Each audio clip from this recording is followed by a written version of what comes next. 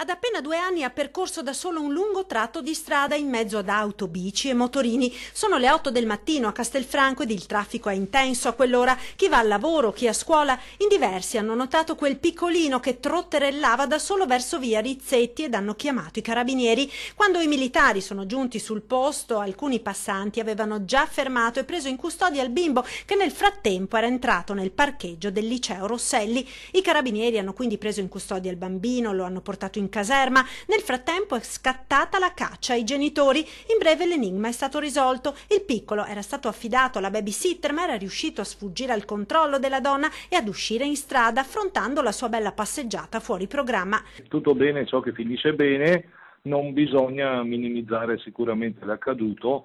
So che la compagnia dei carabinieri di Castelfranco sta vagliando la situazione, hanno fatto una prima indagine e stanno proseguendo per capire se ci sono delle criticità a monte di questo fatto, capire per quale motivo è successo un fatto che è molto grave.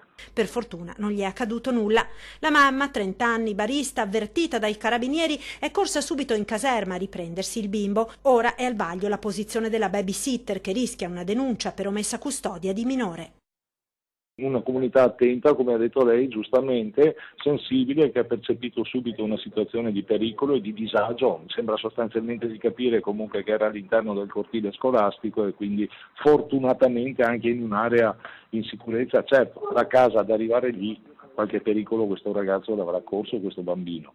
Ed è la cosa che preoccupa di più in questo momento, insomma, capire la motivazione, come mai si è arrivati a questo potenziale pericolo.